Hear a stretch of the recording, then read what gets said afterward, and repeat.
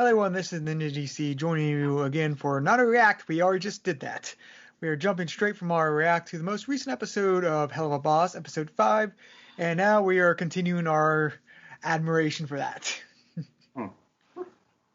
As our first news topic and also sort of topic of the show, before we move on to other stuff, because, well, unfortunately everything can't be as epic as Helluva Boss. We can try, though.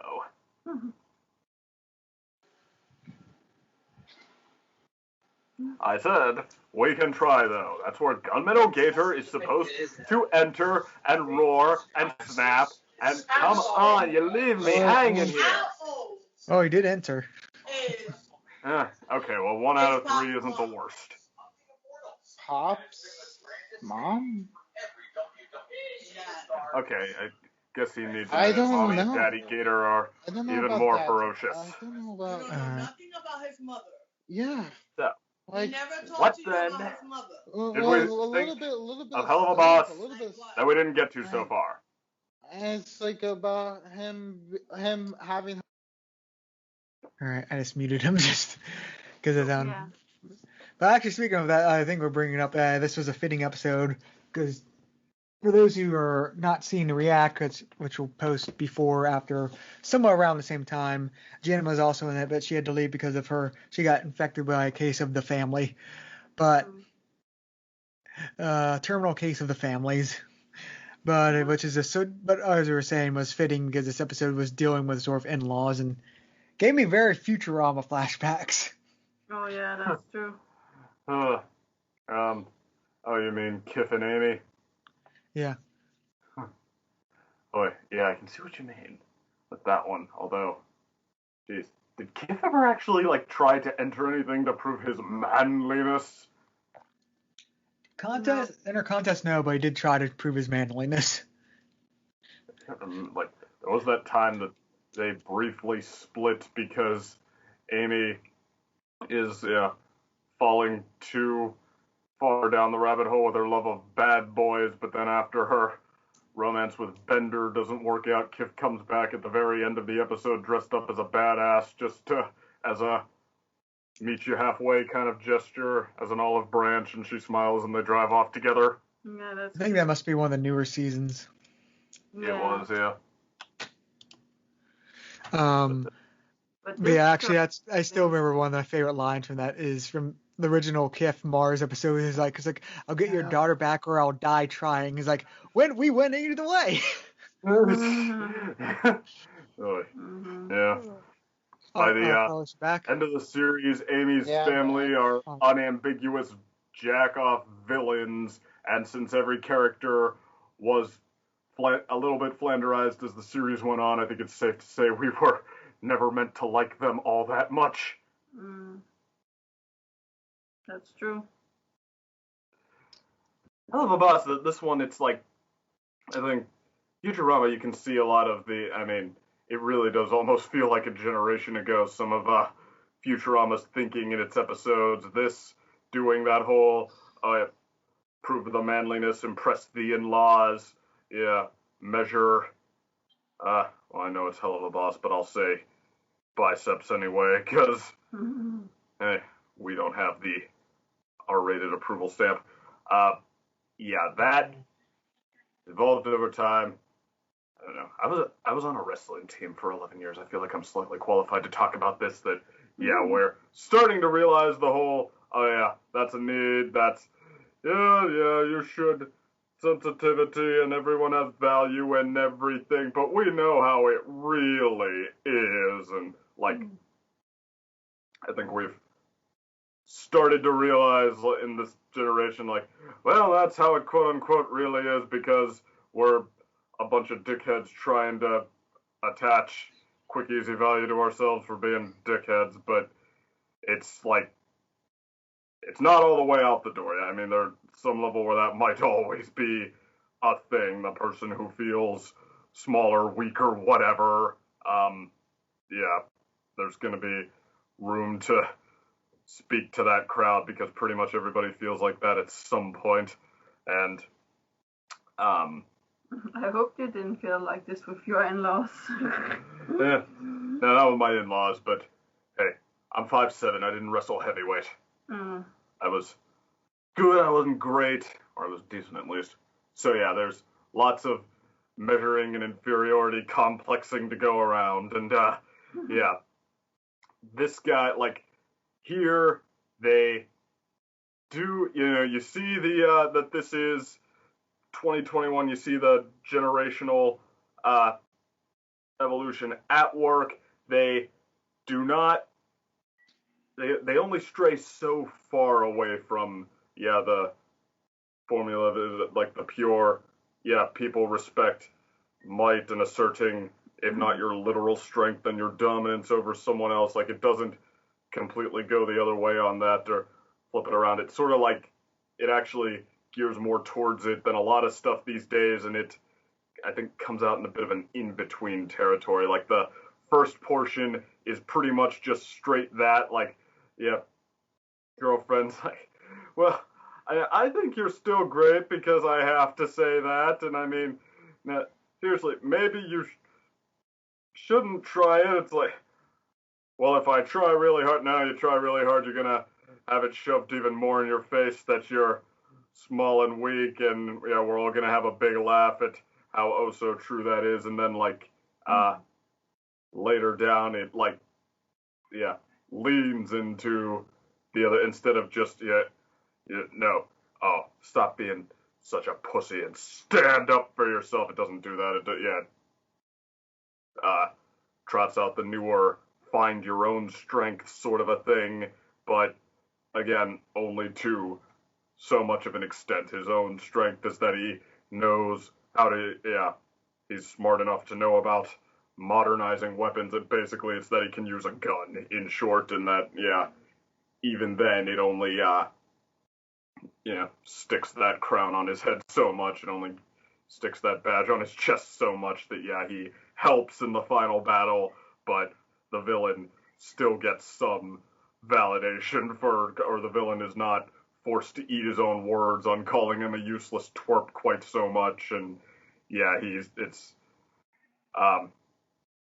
it's in keeping with Helluva Boss's edginess, in short, and it's also more, I think, interested in that edginess and that look, like, not necessarily appealing to the lowest common denominator, although that too, but like sort of being about lowest common denominator kind of characters who, operate out of that.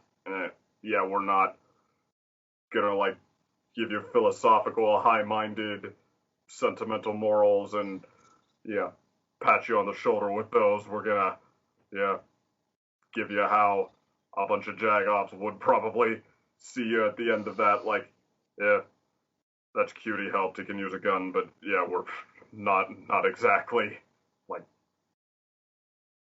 other than the standing up to the parents, it's like, you gained a little bit of ground, that's cute, you didn't help solve the conflict, you're not actually someone who's, as useful as, say, Boss Man, who actually was able to hold his own against the bad guy. You're not as useful in that kind of scenario, but it's cute. You got a little bit of ground. I mean, you do you, sure.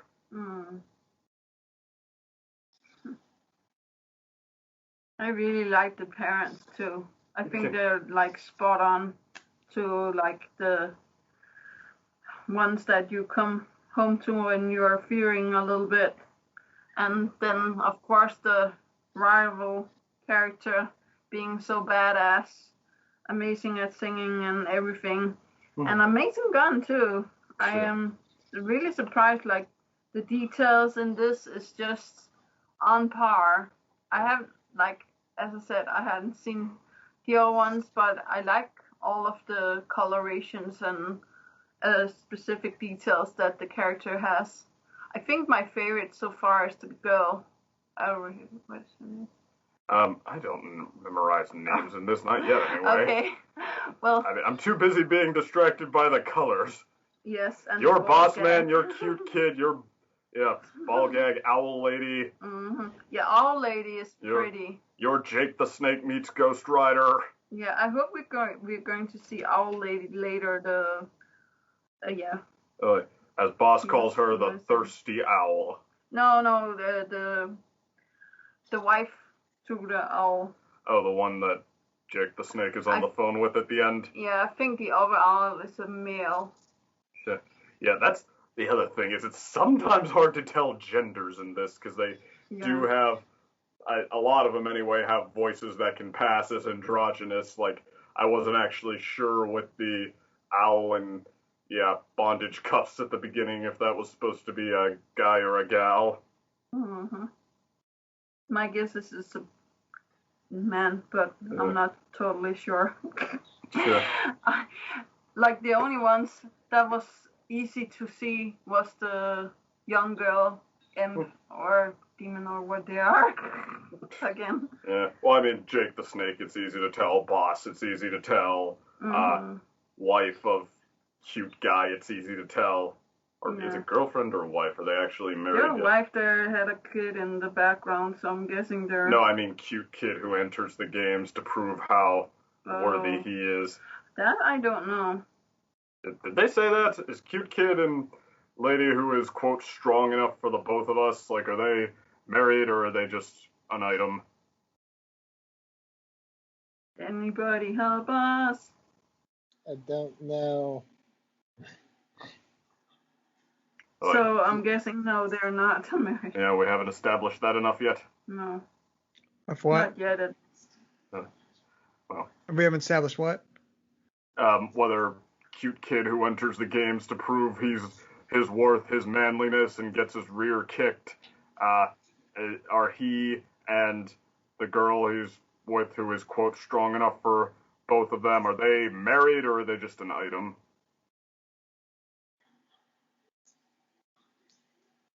They're played a little you're talking about Moxie and Millie. Yeah, they're actually married. Yeah, they're married. That's established. That's very established. Yeah. I like the pilot. Okay. Yeah, the pilot went by so fast. Like, I guess parlay it into something here. Maybe it's good that they're establishing some narrative coherence, because, I mean, these episodes are like candy so far. At least, clarify that. So far, they're like candy. You eat them, it's like, atom bomb of flavor and colors and, cuteness, and then you swallow it and you don't, like, oh, I'm really glad I ate that. I want to consume more and compare that. No, you grab another handful and do it again. Like, actually, I think this is the first time, and I can't remember if I, watched all 4 of the previous ones or not, but like, this is the first time where, with Boss Guy, for example, where I felt like we're starting to establish an equilibrium with him, like what kind of guy he is. He's seemingly prone to being tempted by the comparatively dark side, which even for hell, that's something. But he's very cynical, very jaded, even for this environment. But he does seem like he's more prone to stick with his crew and his job and all that. So, like, I don't know. I feel like this is the most sense I've gotten of his, like, boundary lines and what he's about. Yeah, he only said the things because he wanted to distract evil guy. Yeah. Yeah. Well, I guess more or less, yeah. And then plus we have evil guy as a villain coming back that's, like, putting some food for thought on the table. I mean, props to him that in this, like, this spinning pinwheel of just color and, laughs that just from all angles, that he makes an impression and makes you care that he's coming back. That's true. I think he was really interesting. Yeah.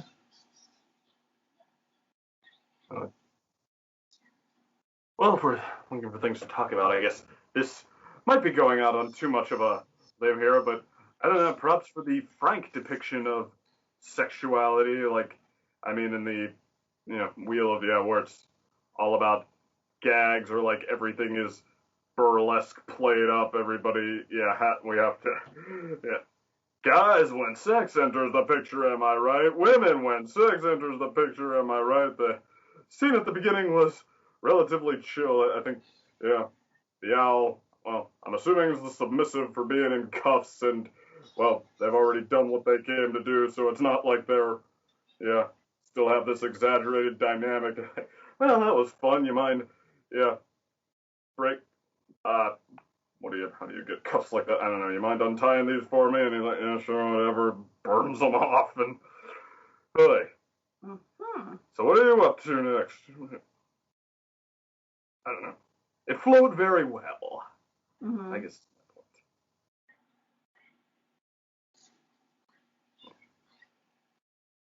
Yeah. Okay. So, and if everybody's just waiting on me to finish, I don't think I have much more. I was kind of expecting more interplay. I guess there's a lot of different angles to take on this episode. No, well, we already discussed a lot already before in our initial react discussion thing. But like I said, like this is an interesting episode just because it wasn't as comedic or like funny, but this is or self-contained, but it was definitely progressing like several key points, which I guess this sort of makes sense if this is supposed to be like a mid-season episode, basically the mid-season point, which usually is where stuff starts to get real. Mm. Which I guess the murder on Solus, that's his name, right? Carlos, right? Stolus, yeah. Yeah, I did get it right. It's Solus. That is probably going to be the driving point near the resolution, the climax.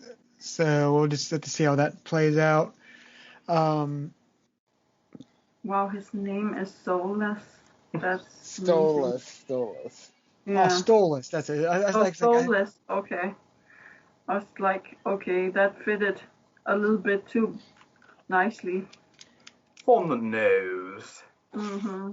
The thing is, like, I feel there's going to be some sort of big turning point in the series by the end of this season, but I'm not exactly sure what. Like, either someone's going to die, or some other big event like changing thing.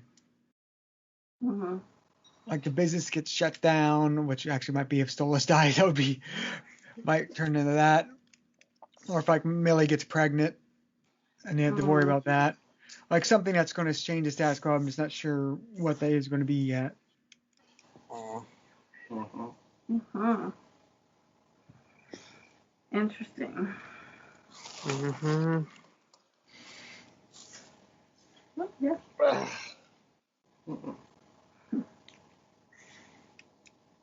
But I guess any other final things before we move on to the other topics and discussions?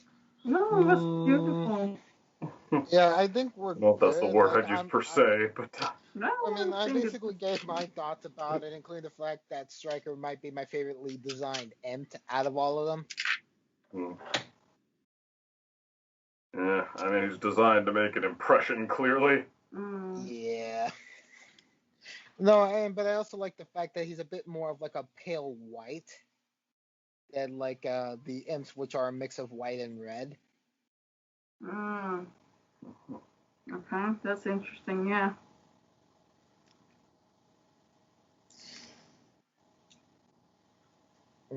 Yeah, so that's kind of like the thing I want to like go off from that. Yeah, like he is a very attention grabbing design, and but he's more simplistic than like say having like say splotches on like the character, which you have to make sure you remember about it because like I noticed like in this episode like Millie's character design she gets her splotches from her mother actually.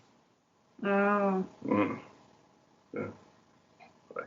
Stryker. How about his eyes too? Like usually when eyes have that progressing rings leading towards the pupil design, it's because the character is doing something with them, either staring daggers or hypnosis if you're caught, just something like that. But instead that just is his eyes. That's what it is at all times, and that makes sure that that's where your focus is. You keep getting drawn to just even as he's looking around. Yeah, you think that there's something to see there, and probably on purpose, because I think he is sort of meant to command the room every time he's in it. Yeah, that's true. Gotcha. That's a fun design, yeah. The most badass design is still the horse. I mean like seriously, like I mean the studio's mascot is a horse. Oh really? Okay. Flaming horse. Flaming horse. Oh, makes sense. Or big spiritual horse. I think that's the thing. Mm. So yeah, we haven't really abandoned ponies yet on this channel. No, of course not. Yeah, it'd be kind of hard to do at this point, I'm sure. Mm-hmm.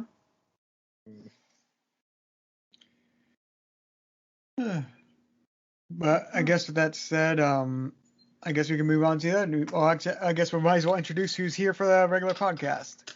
Join me this time is YouTube orderish thing, Carlos. Hello there, this is Gunmetal Gator here, just telling you all that get yourselves ready, like make sure you find like your passions, and even if everything seems to lead to a pointless defeat, just know that you could still use your time wisely and try to train yourself up for the next opportunity that comes your way. Okay. Mm-hmm.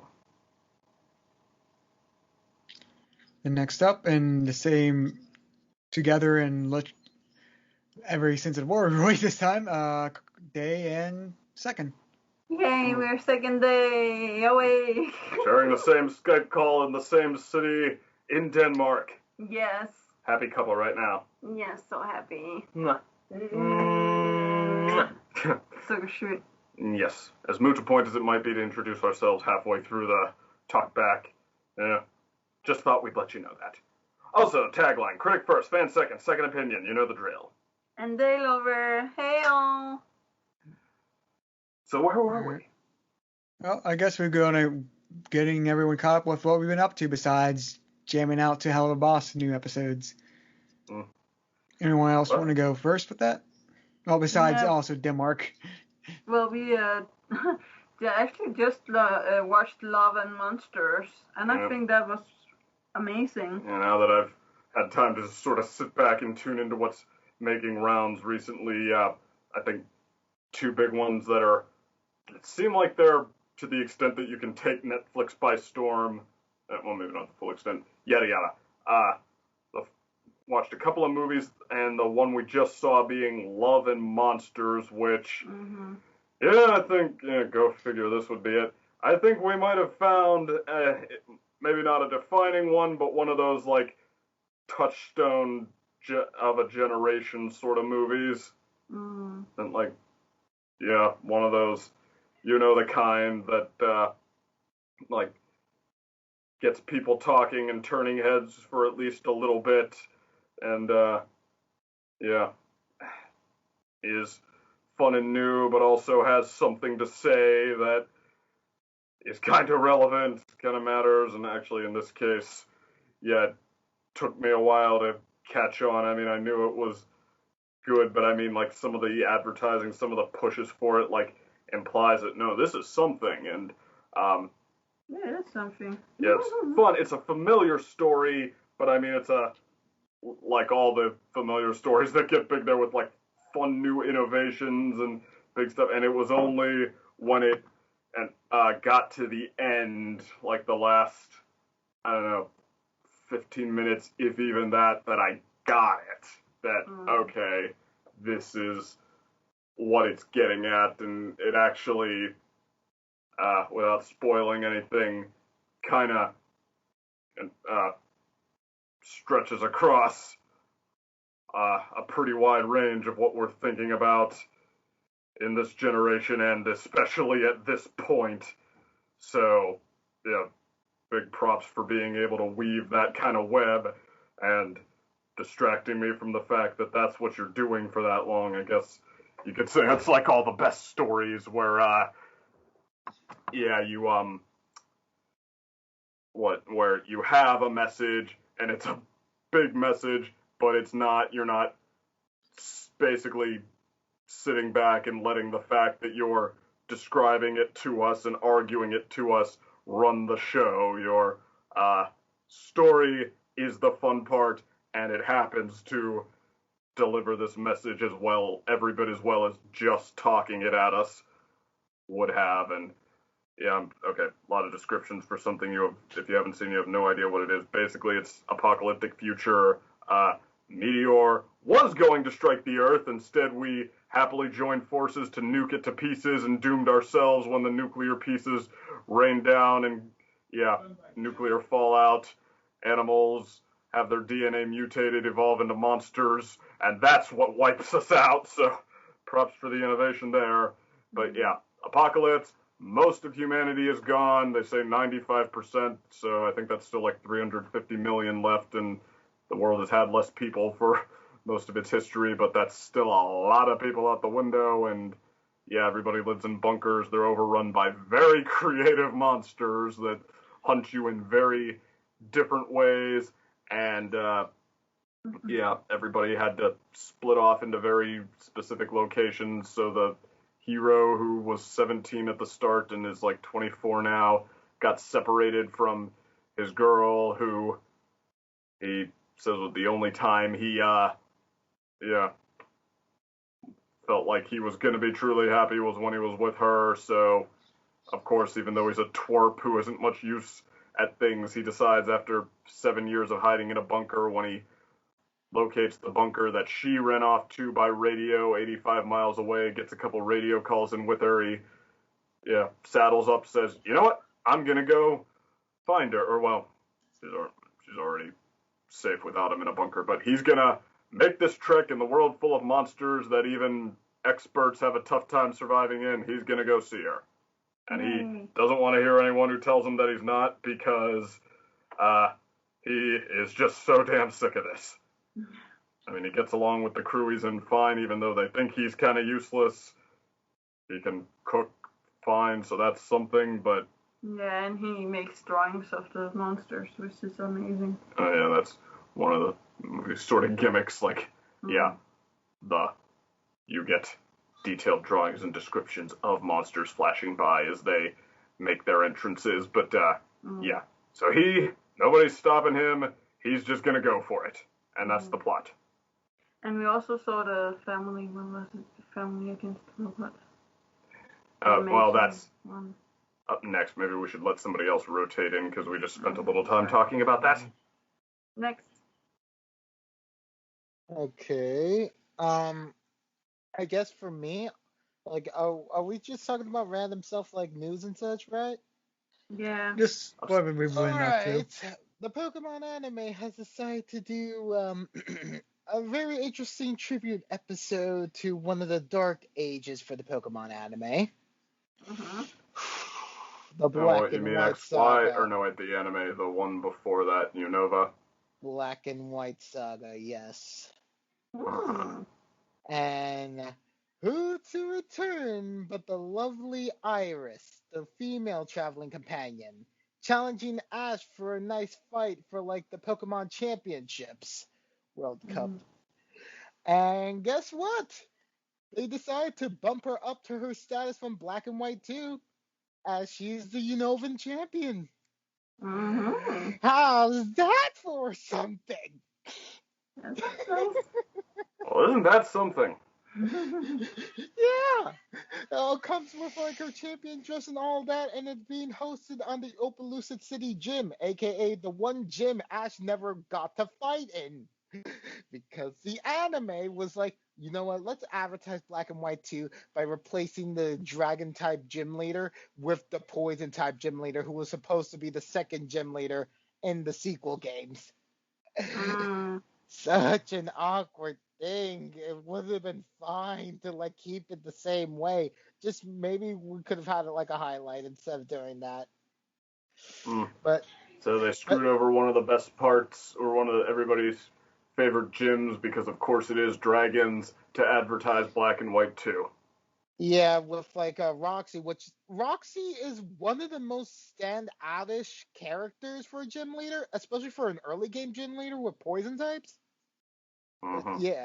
But yeah, like, because, like, since Iris was traveling with Ash, it would have been Drayden he would have been fighting off against. Because here's the thing about Black and White.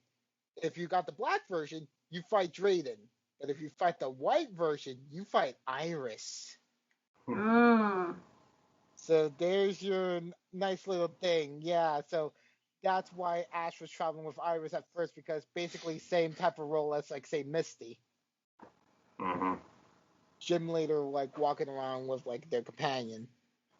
Same thing with, like, Silent, who was the first gym leader. But yeah, like, the thing was, like, we get shown off, like, a nice little, like, a flashback about, like, oh, how Iris first met Ash, in which, like, Ash thought, like, Iris was a Pokemon, but this time Go, the other protagonist, does the same thing when he's capturing the elemental monkeys, barring Pansage, and I'm like, we're dealing with the monkeys here in Appaloosa. Okay, that's fine. That's fine. No one really cares about the monkeys because they're some of the worst Pokemon of all time. Like, literally, we're talking about, like, Pokemon that are supposedly acting like as demi-starters for you to pass the first gym, and they don't really do much anything else afterwards. Yeah. Like, yeah, I think like, some people have some fun using them in, like, lower tiers of the Smogon. Yeah, like, you want to know how bad it is? Back when the Pokemon was up to 720 Pokemon from, like, for X and Y, Uh-huh. they did a Japanese popularity poll. Do you want to know who got last place in the popularity poll? I have a feeling I already do. The final evolution for the Fire Monkey, Simisear, at 721. It was that bad. Ouch. The fire one, Yeah. too. I thought fire was one of the favorite elements. No, the fire one looks the most ridiculous. I have the water one when I played Black and White, so I guess I wouldn't know. No, the water one's fine, and the grass one is considered the best one. It's just the fire one looks too ridiculous. Fair enough. So, yeah, like, so anyway, like, continuing on, like, we get to this fight, in which is going to be a 2 versus 2 match, and, like, upon Iris meeting up with Ash again and hugging Pikachu and such, then Ash is like, you know what? I'm going to make this a full-on dragon versus dragon match. And guess who Iris brings out first? That's right. It's that one OP dragon that she got late in the game that's not even a Unova dragon. It's the rough and tough Dragonite. Ooh. With a bad attitude. And Ash answers with his own Dragonite. So, look at the pseudo legendaries duking out against each other. Except for the fact that Ash is very intimidated by Irises. For very good reason. Like, the personality differences are just that drastic there. Like, but then, like, going on, we get, like, this fight with, like, Dragon Claw going up against Thunder Punch and such. And, like, Ash's Dragonite is, like, heavily wounded, so he decides to return her. And then he brings out his newest Pokemon that he's captured. His first fossil, Dracovish. Okay. How about that? And Iris is just fangasming over, like, a new dragon type I've never heard about? Oh my god, this is amazing! You always like to bring out surprises in here, Ash. And it's just like, oh god, it's just like a fossil Pokemon that was just only created because of someone's mistake and such. So, like, continuing on, the fight gets, like, very unconventional because Iris's Dragonite does not know what to do against this guy. And then once Dracovish latches his fangs onto it, Ash goes, time to do Ice Fang! And the rest was history when those words were uttered. Because he was fighting on Dragonite's head when he did Ice Fang. And it's like, God, that's overkill. That's overkill for a dragon flying type, man. What killed the dragons? The Ice Fang! The Ice Fang, yes. It's just super intense like that. Like, and then we get back to, like, Iris, and she says, I have someone to show you. And brings out a Hacksaurus. Okay. Now, Pokemon fans, pay attention. No, if you know the Black and White anime, you want to know who was her first Pokemon? The Gibble or whatever it is that evolves into Hacksaurus. No, yeah, it's Axew, the little baby whose dream was to become a Hacksaurus, and we actually get to see this, and it's just like, oh, it's go time. This guy is my ace, Iris declares, and it's like, I can see this. This is gonna be intense, and very clearly knocks out Dracovish in one shot. Mm-hmm. Like avoiding like going for like long range dragon rages against him. It's like, well, at least you took like the what wasn't working and basically just used it to shut him down like that. And now Ash has to bring up Dragonite, and they're basically like super intimidated by like Haxorus. It's like, I don't know what to do. Like, and then Iris stops the match and like does like this weird ability that she has, but instead of like going close to Dragonite, does it from like a long range into like calming Dragonite down, being like, Dragonite, listen, I know this is like intimidating and such, but look, I want to fight you at your best. I'm very excited to see what Ash has taught you and such. And I don't want like this to be like a case of like you having stage fright or anything like that. It's amazing how shows that depict playing fair always end up concluding it's a bad idea, even if that's what they meant to do, or whether that's what they meant to do or not. Mm-hmm. But basically, as soon as that happens, they go for a full-on fight in which like Haxorus is releasing Dragon Rages one after another, and Ash is like, I'm gonna do the Gen 4 strat, counter shield with Hurricane. But then as Haxorus is doing like Dragon Rage on him, then Ash is like, carry the Dragon Rage in your counter shield, and it's swirling around and around, and then it blows a hole in the roof and such. And then it keeps on flying higher and higher, and Ash goes, all right, use that Dragon Rage to rain down on Haxorus, and literally creates a Draco meter out of nowhere. Like, oh my god! So much damage! It's like, it doesn't make sense, but it actually makes sense in a weird way. And Haxorus could handle it despite the fact that Iris commanded it to do bulk up in order to like increase its defense against its oncoming onslaught. So basically that's how Ash basically wins and actually upgrades himself to the hyper class, which is the top 100 competitors for like the Pokemon World Coronation series. And we end this and it only took him less than 11 months since he started his Pokemon journey. Kid's pretty active for still being 10 years old. Yeah. And then we get like a screenshot of like future competitors for Ash to face off in the top 100. And it includes a certain screenshot of a certain gym leader from Sinnoh. A certain endgame boss in the form of Volkner. A trainer who's regarded as the same skill level as the Sinnoh Elite Four.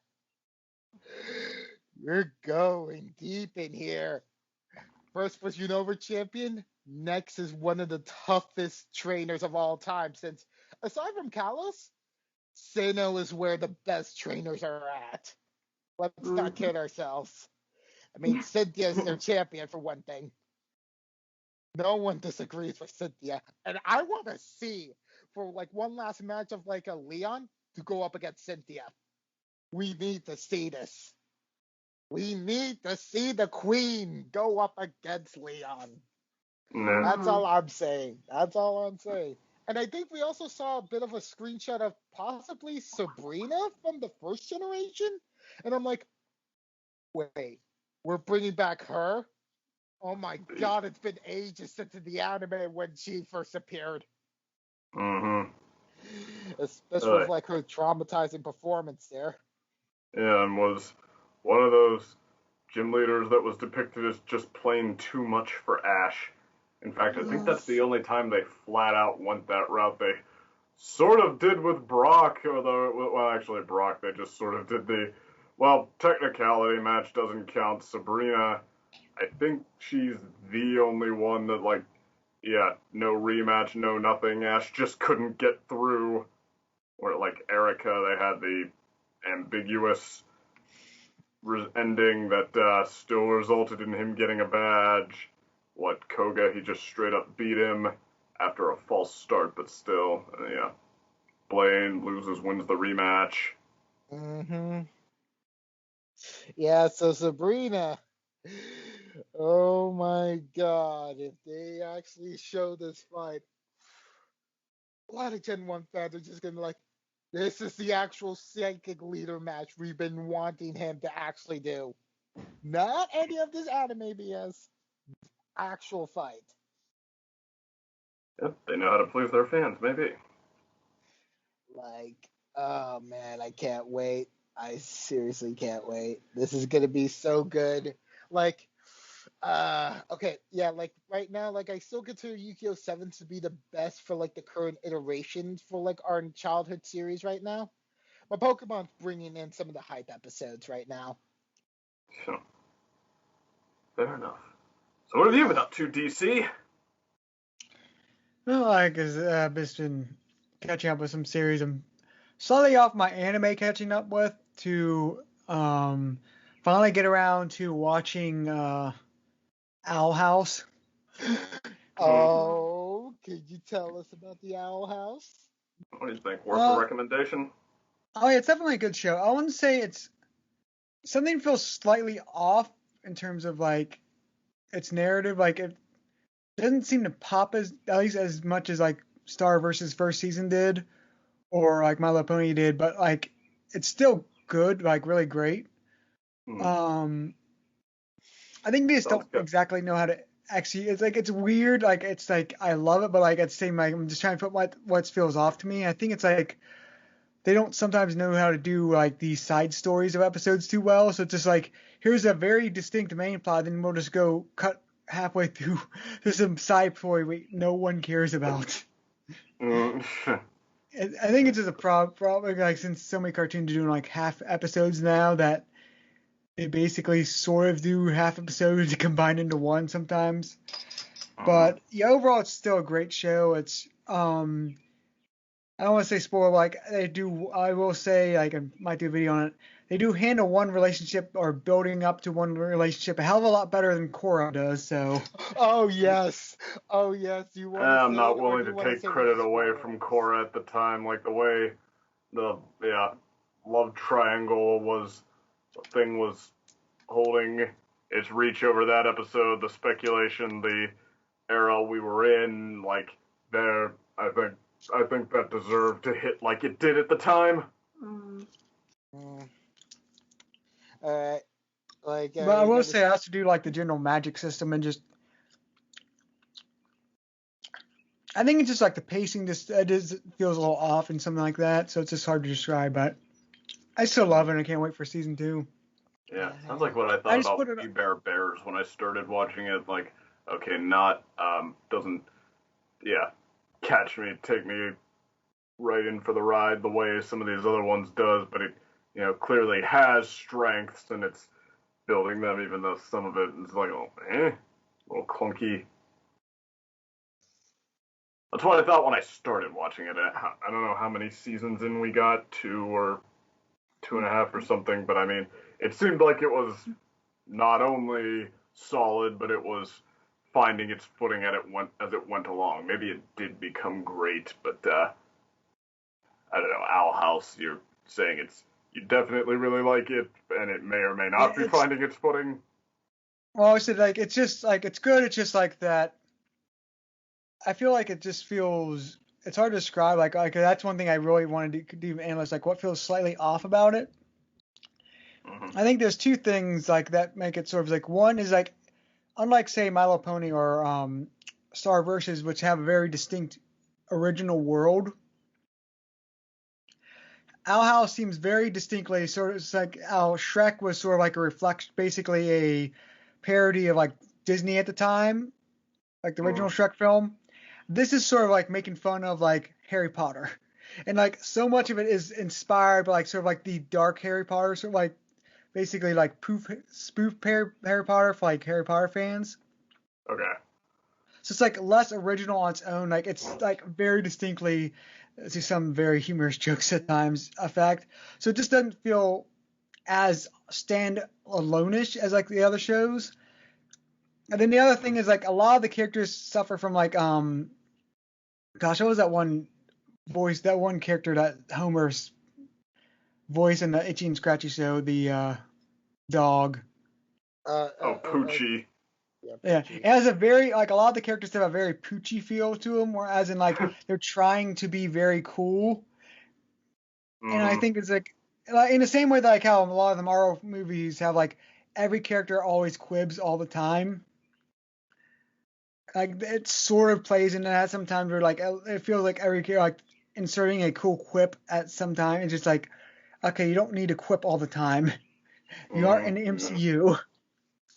Okay, that I can sympathize with, yeah. Mm-hmm.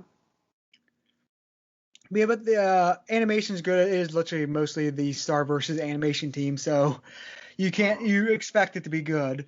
And then the main characters are very good, and Ray the Guru and the aesthetic of the magic, how it uses circles, is actually that does actually stand out. Like it does feel its own thing. But besides Owl House, I'm also just going through some games. Which I tried Returnal, which just got released on PS5, which is very brutal. It's basically do you all know what a roguelike is? A what? A roguelike RPG. Well, it's basically like it's an RPG system, but like every time you die or start over, like the world itself gets randomly generated different. Oh yeah, I played Mystery Dungeon. Yeah, very I much. didn't hear what you said, but from that description, I'm going to assume that I don't know it. Yeah, Yeah. that's what's I alright, know. I know this. but it's like a randomly generated world. Like every time you die, so it's like each new run's a new, completely new sort of thing. Like the same enemies, but like in different locations and like numbers and all that stuff varies. And like Returnal is basically a third-person shooter, but like has very like it's from a team that originally made like a Bullet Hell, like not Galaga, but like like it's like random like Bullet Hell like space shooters from like the Super Nintendo era. Okay. Where it's like you're shooting like two different like colors of like energy blasts at your spaceship, and you're trying to dodge or alternate between them and all that. Mm-hmm.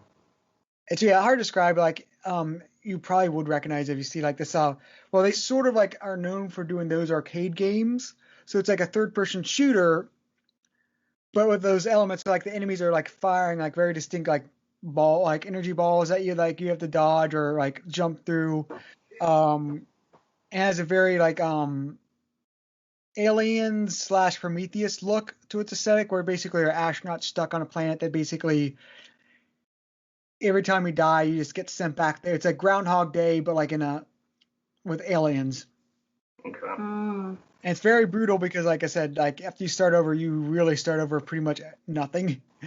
So like old school games, just with newer background. Yeah, because like you can have a 2-3 hour run building up for a boss and lose and had to start. Oh no.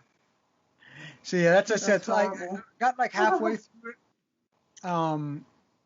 Like there is some progress after you do beat a boss. Like after you beat a boss and unlock a new world, you can basically skip straight to there. So it's not like you have to do everything over again. Oh, okay. Well, that's a little bit better. Does the boss get new like tactics too? No. Oh, okay. So you can learn patterns and stuff like that. Yeah, it's all about dodging, like, and also just building up a lot. Like the main that thing makes it a little bit fair in my head, because first I was thinking about like everything resets and becomes new, and I was just like using 2 hours to come to a boss and then everything resetting to be completely different. I would be like, no, I'm out.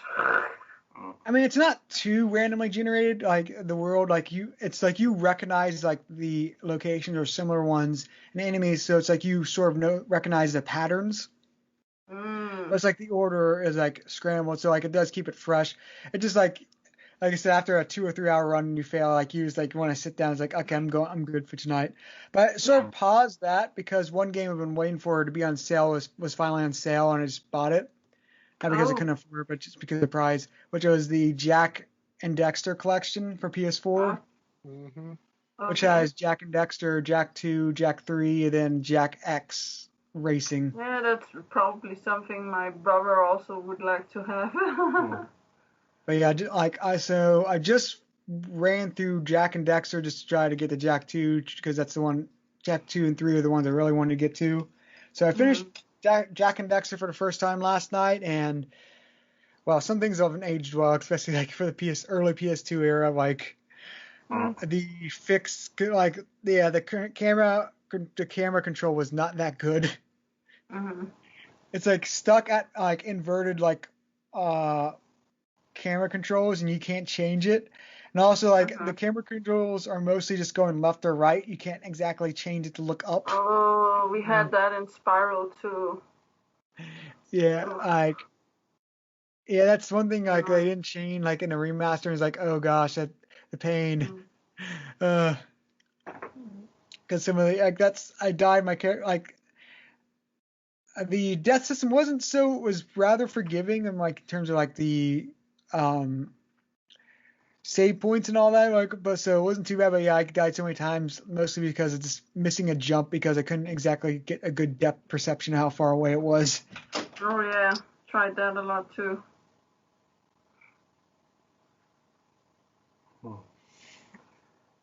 Okay. So, should we bring up We Are the Mitchells versus the Machines? Sure. Yes. So, I'm immediate. I can definitely say everyone is universally agreeing on 8 out of 10 for this movie, and I love the fact 8 that out of 10. That's awfully specific. Not 9 out of 10. It deserves more. No, it's an 8 out of 10. Trust me. Like it's like a really good movie. It's not like as good as like say Spider-Verse for sure.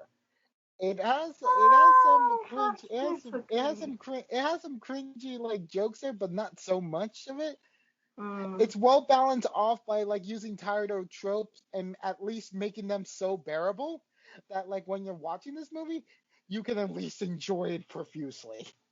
Yeah. No, The Mitchells versus the Machines is the other movie right now that's really surging on Netflix and like just there more than anything. I don't think anyone saw this one coming. I don't remember a lot of. I think it was a Netflix original. Isn't it a Netflix original movie? Yeah, but it's getting smash reviews, really good. And DC was about to say something too. I don't want to go off. No, just saying it wasn't a Netflix original movie, so that would explain why no one's really heard about it. Like I remember hearing advertisements for it, but it's not like it was released a year ago, so people knew about it. Then it's coming to Netflix. It was like it's on Netflix. I would say definitely watch it. Yeah, I meant before that. It sounded like you were about to say something. No.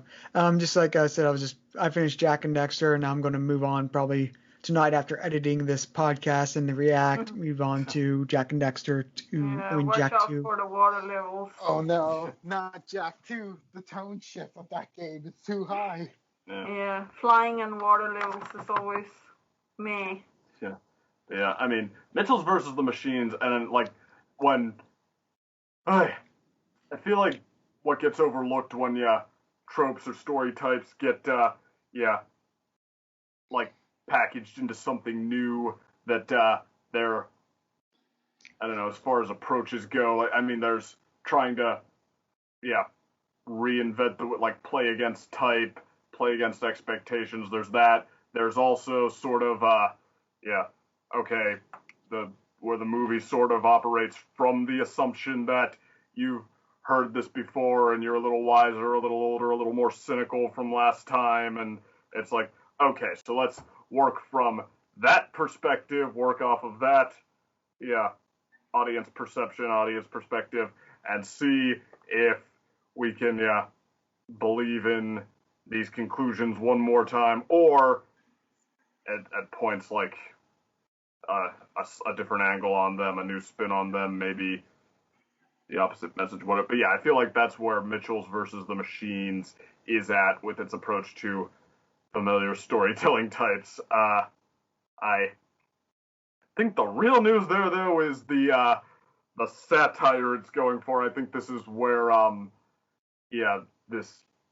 this movie is making rounds, getting pushed over the top a little bit. It's sort of this generation's, like, okay, yeah, let's ruthlessly lay into the technology we have at this point and how it's, bending us to its will and stuff. I mean, I feel like every generation gets at least a couple of those, and, well, probably more as time goes on and more movies come out each year. If I'm not mistaken, more movies come out each year. But, I think this one is going to stand out for just how it, I think in many ways, it is the kind of the first movie of its kind. There have almost certainly been satires of Wi-Fi and everyone plugged into the system and whatnot, but yeah, a family movie with like this high a budget, this much talent behind it that is going to be seen by this many people,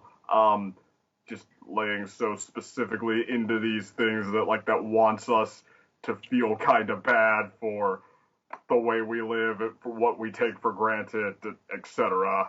Mm-hmm. Is its significance. And actually, it got me like 3 times. I was crying 3 times. Yeah. Like that's a lot for a movie. Yes, I am normally sensitive, but like, it caught you like really good in the feelings, and I think the animation was beautiful. I would actually say that it tops Spider-Verse. I would rather watch this again than Spider-Verse. Yeah, it taps into some top-level talent, including in the emotional beats. I mean, you are with talented people behind this. I'm going to side with Gator on the Spider-Verse thing. Like, Spider-Verse, I felt like had created something one of a kind. I mean, tropes that were like this and do it all you want. I don't think we've ever had an Into the Spider-Verse before. I think that created something, one of a kind that did, knock people over at sort of as much as, any of these movies fitting that description could be expected to do. Mitchell's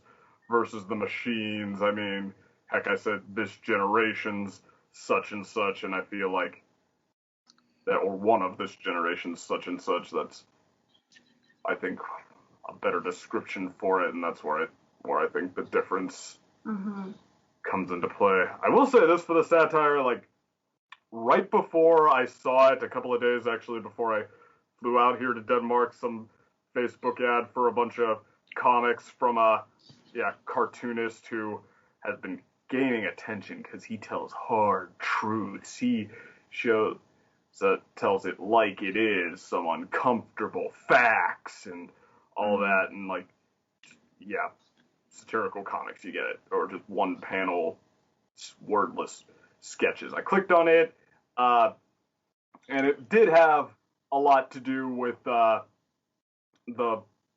phones, Wi-Fi, modern technology and such. I mean, I feel like not all of it. I'd say about 30-40% of it was sort of miscellaneous good points about stuff that, like, some foolishness that people don't realize they're committing. I wish I could think of one off the top of my head. I don't like that right at the time. That was just about what I said. Yeah, about 4 in 10 or 3 in 10 of these are just random things about the random ways we live nowadays. That good points. People trying to rely on the wrong, like something that maybe isn't so wise. About 10% was legitimately like good points about constantly being plugged into phones and Wi-Fi, constantly trying to fill this need, like maybe what people are looking for in that maybe might be sort of a hollow prize. Like I don't know if this was one per se. I guess one of the better ones was like hey, something beautiful, and in the foreground are just hands holding phones that people are clearly viewing this beautiful thing through instead of just viewing it. Okay, so it's not for nothing, and about 50% of it was technophobic. Yeah, our generation's technology was better than your generation's poopy technology that didn't realize that's what it was saying. And I feel like that kind of matches Mitchell's versus the Machines in its balls to the walls satire. Like, so much of it, yeah, we've seen the technophobic shtick before. We've, been told for past inventions that, oh, we're plugged into the machine now. We're slave to the machine. Not like what was one of the comics there. Someone playing Pokemon Go and a picture of Pikachu on his back, having him saddled, bridled, riding him like a horse. Like, aha, Pikachu owns you. Like, yeah, like this. Yeah, this. Pikachu owns you. Yeah, this is the generation where we forked over our control to the techno gods, where we plugged ourselves in and gave away our free will. Not last generation, whenever, or heck, the last 3 generations where everybody had to be watching TV all the time and we had to hear in and out how much that was watching your brain, rotting your brain. And now, yeah, TV, it's starting to get make more rounds as something to review critically and have artistic merit and stuff. But yeah, not when we were all plugged into TV. Not when someone came up with the notion that what somebody writes down, what one person writes down in a newspaper should be seen as truth to people. Not when someone was telling you things on a radio that you couldn't even see, but you were supposed to take as true. Not when we came up with the notion that somebody else should be in charge and tell all the other people what to do. Not when we came up with the notion that you should dislike people from another town, bear them a personal grudge, and want them to feel like losers because the sports team they're sitting behind is composed of a bunch of randos in different colors than the one you're sitting behind. Like, we could do this all day, but you want us... No. This is the one. Like, yeah, there is a gung-ho-ness there that maybe is, yeah, if it wasn't outdated before, it is now, maybe needs to, well, you're going to be cynical if you've heard it before, is my point, but all the same, there is that, I think what I said about the other half added up to approximately 50%, and yeah, there are, like, even though, it's not going to win in the end because, okay, welcome to the human condition, like I said, that's technology. There are some daggers there that'll make you stop and think, and if not side with the movie, then at least, take time coming up with what your counter would be, like when the scene where they take everyone's Wi-Fi away and they're like, well, let's see what happens. Spoilers. And after, making fun of how plugged into people are with Wi-Fi and how horrendously bad we are at coping with your schedule being disrupted, they slip the punch in where, the bad guys drop prisons in front of everyone and say, hey, free Wi-Fi, and they all go running in like, there are, they would do that in real life too. Yeah, it's technophobic, and there's, like, being just flat out technophobic is always going to be a losing position on some level, in my opinion, but it definitely has its serrated edges that, we need every so often to, stop and make you think, make sure you're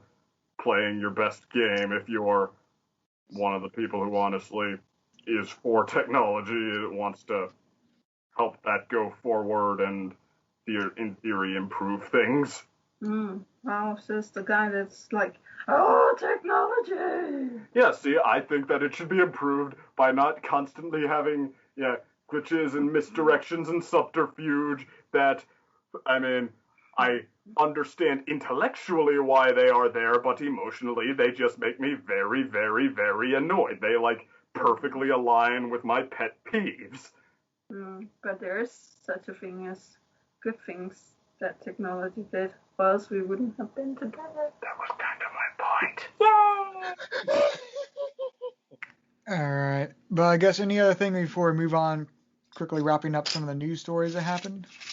Well, the Vanguard Zero qualifiers have been posted out this weekend over for like the states, like a global, uh, like a hard fought competition of 256 people who signed in on late April, and yeah, it was definitely a hard fought competition. I believe the winner was someone by the name of Saronis. Like Saronis was their screen name. No, so not Saronis. C-Top, hashtag 7574 got first place, followed by Glasses Guy for second place. The list goes on. And these people would be able to qualify for what hopes to be a very climatic global championships for a mobile app game. Cool. So yeah, that's gonna be really something. But don't fret. If you didn't even place at all like I did, there's still one more chance aside from trying to rank up in the mobile app. And that is the July qualifiers, which at that point would be the end of the break ride era, which means that whatever you're probably going to be building for your Vanguard decks has to be the best of the best for the break ride era before Legion comes out. So yeah, that's gonna be super intense. You're building for the next few months now. Yes. Well, let's see. And in the slightly belated category, I finally saw Elita Battle Angel all the way through. And ooh.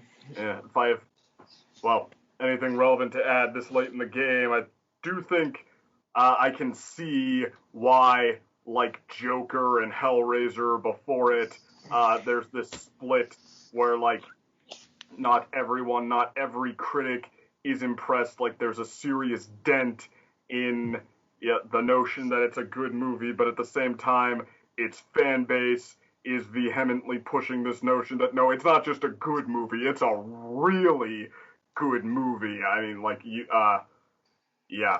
you have never seen passion like Elita's, but, well, maybe not never, but you probably haven't seen it that much. It's in a way, it's a borderline clumsy sort of movie. It's almost a soap opera, the way that people talk, the way the action progresses, the way the storyline progresses. There's so much energy, so much drama behind it, and you can see it sort of swaying, people talk in sort of this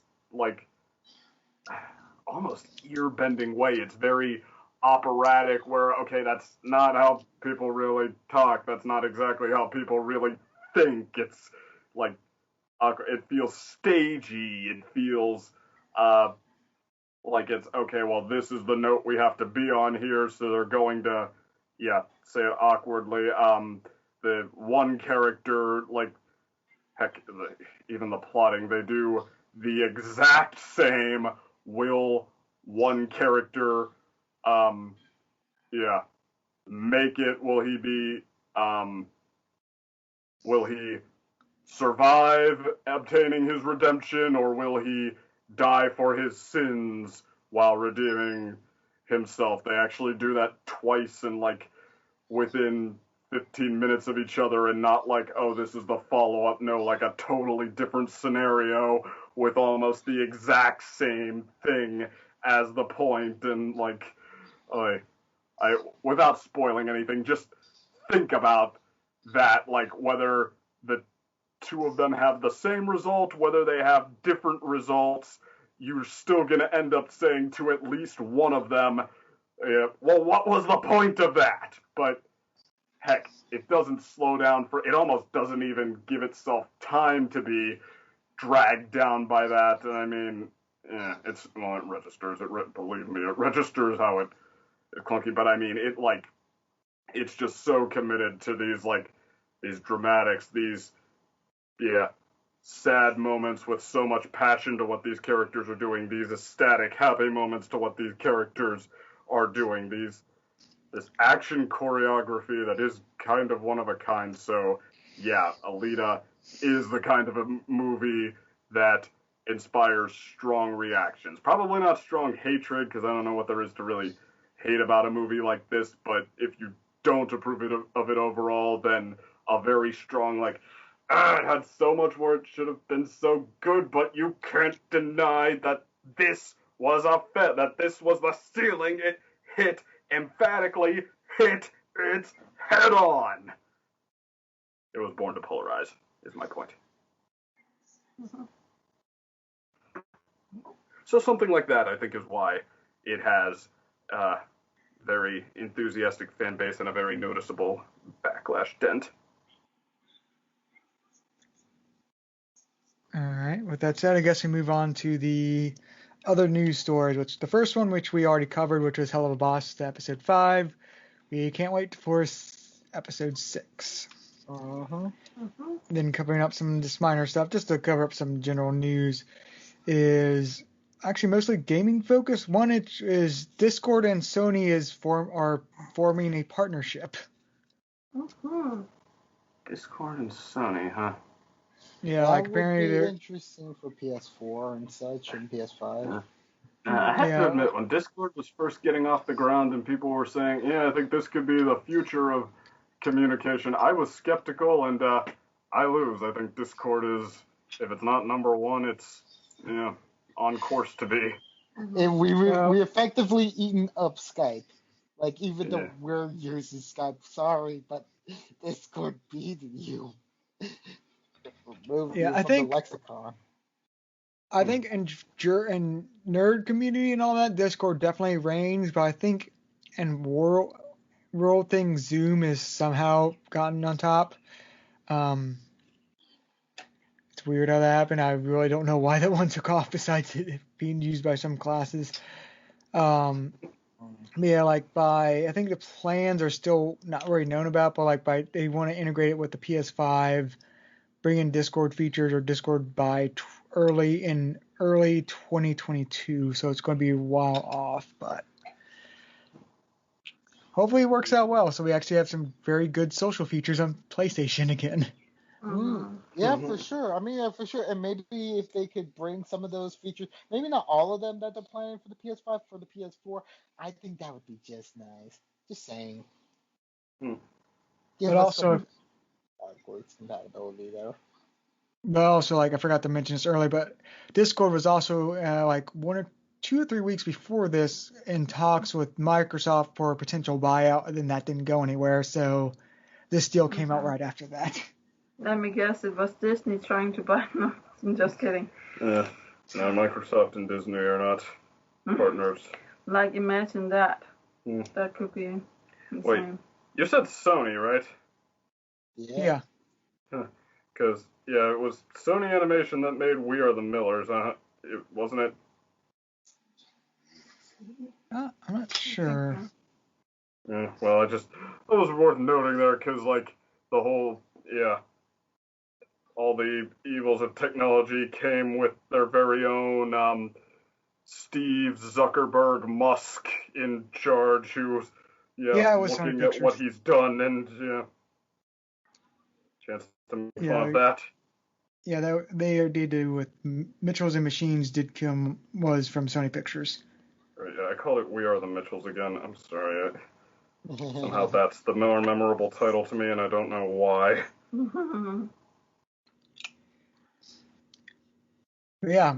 Potentially in the next year, I'll have good social features making up for the sort of abandoned PlayStation communities, which was actually discontinued, so fully abandoned now. And in other gaming news, it's sort of a big collection of news. Give me 1 second.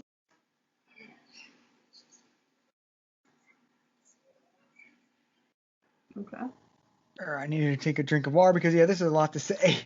And the ongoing Epic versus Apple court battle, which has started, because of Epic's documents and to a slightly lesser degree Apple's documents they had to release to make it for the case, It's basically airing a lot of dirty laundry and other stuff from other companies too.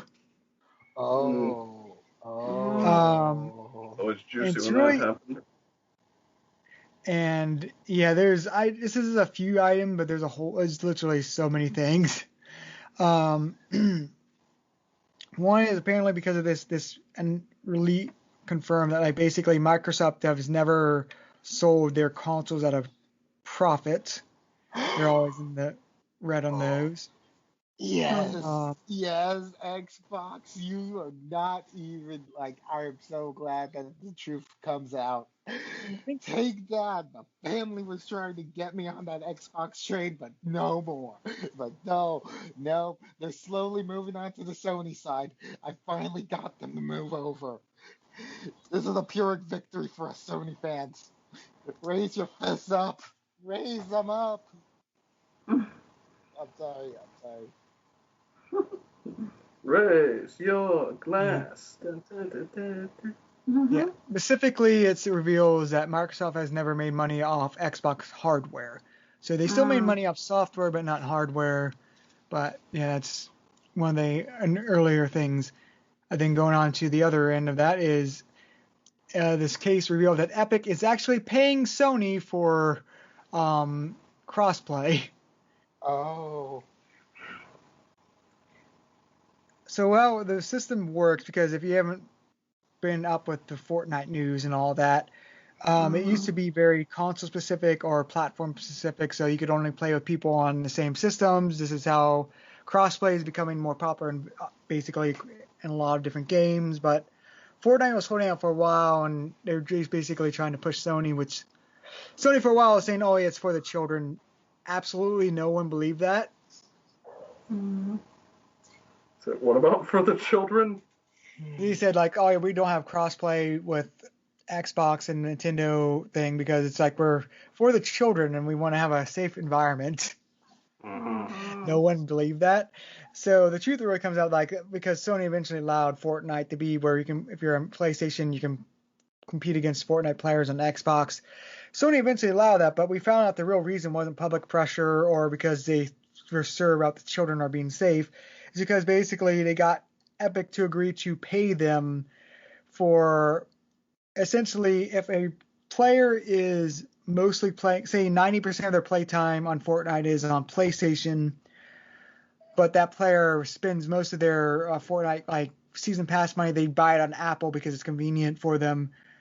Epic must pay them the difference of that, or pay them for that. Because the way it works, like how Fortnite and all these free-to-play games make money is, now other platforms are always like Sony hosts them, like say on the PlayStation, they take a 1/3 cut of any Fortnite bucks you buy. Same with Microsoft, same with Apple, which is actually what this court case is all about. And they take a 1/3 cut. But like this, with this crossplay thing, which Sony was just saying, like, okay, before, like how this is benefit us, behind the scene documents reveal was like, Epic would be actually, I forgot to bring up, it was a letter before this deal was struck where like Epic was like saying like, look, Fortnite's the biggest game right now. You are inevitably going to cave and give the crossplay and all that.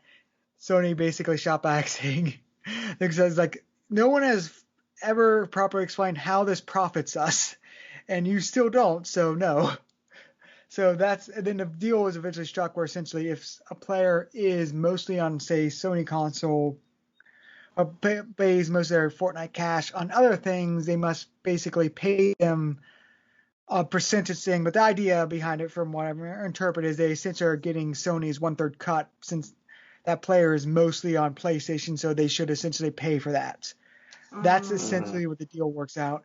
And as a court case announced, it's like Sony's the only person that allows this. I mean, this is the only such deal that Epic has made with another person. It was with Sony for this, which sort of is partially because PlayStation is the king of the console environment right now. So they can essentially use that. So that was announced. And then another more recent thing, which is still Sony and Epic related, is Epic tried to pay / bribe Sony $200 million for several PC releases of PlayStation exclusive games to exclusively be on Epic's game store, which has technically still ongoing thing, but has not been accepted yet. So probably not going to happen. But yeah, Epic tried to bribe Sony for some PlayStation games. Yeah. There's a whole bunch of other news things because this is an ongoing big. Oh, I mean, that is a news story unto itself that Epic is suing Apple. And we're still finishing up Epic's debates. Have you all actually heard of this case? I forgot to ask. A little bit actually, like about like these issues, especially from a family member. But yeah, I guess I might as well go ahead. The whole case basically is back last. Actually, I think it was last year, maybe before. I can't remember where it started. About a year ago. So Epic decided to in their when you're playing Fortnite on Apple's phone, they would have like the screen pop up that would encourage you to go buy Fortnite Cash on their website. It would take you a link to the Epic's website where you could buy Fortnite Cash for like basically 80% off. So like say what you normally get for $10, you could get for $8. So obviously anyone would be going that. However, when they're doing that, they basically don't have to pay Apple their cut. So Apple essentially nuked them and took them off, kicked Epic's Fortnite off the Apple Store. And actually the same was true for Android, which did the same thing within hours of the move. And then immediately after that, it's like Epic was just so happened to have their a court case ready to file. Just so happened to have that. Just no convenient. They weren't planning this at all. And also an ad campaign. So yeah, they essentially planned this to trigger this and try to take them to court. The whole case is essentially they're trying to break Apple and Android's exclusivity, where essentially they get a 1/3 cut if you sell anything on their store. Okay. Or 1/3 cut of any like in-game purchases or any app things. That's where Apple and Android make a lot of money, is because when they host stuff on their phone stores, and the same true with PlayStation and Microsoft's and Nintendo's, like it's it depends on field, but generally this is like a 1/3 deal. You get a 1/3 cut if you're hosting them on their platform. And Epic's trying to sue, saying that's a monopolistic thing. And yeah, that's where we are in the court case. And there you have it. Yeah. Brought to you by the 8-bits. Yeah. 24 bits. Whatever we are. So essentially right now a multi-billion-dollar company is suing a trillion-dollar company, and we're trying to see who wins. Probably Apple, because they basically voided Epic when they did all this. Voided Apple's terms of service when they did it. So that's just off from my opinion. Like it's still an ongoing court case, but most likely Apple is probably going to win. But essentially, the Epic can afford the risk. Epic could afford the risk for the potential win. They essentially a calculated gamble is what this is probably for them. Because if they do win, that means they don't have to pay Apple 1/3. They could get it around where they don't have to pay them 1/3. And when you're making Fortnite money, that's a extra $1 or $2 a year. So they're very willing to take that risk in the court battle.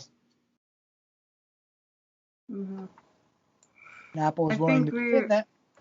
Yeah, I think we're starting on going to the end of our. Yeah. Of what? Yeah, well, I mean, we're wrapping up. That was the last of the news stories, just to wrap up. Because that court case is still ongoing, and more dirty laundry, and not really dirty laundry, just fun laundry is also being aired. So that's all. And I said the main topic we already covered, and we haven't had any fan questions yet, any new ones. So that's pretty much the show. Woohoo! All right. I guess see y'all next time for the next regular episode and not part of a react. Yeah. Bye, everybody. Night. See y'all. I'll keep up with the boss thing.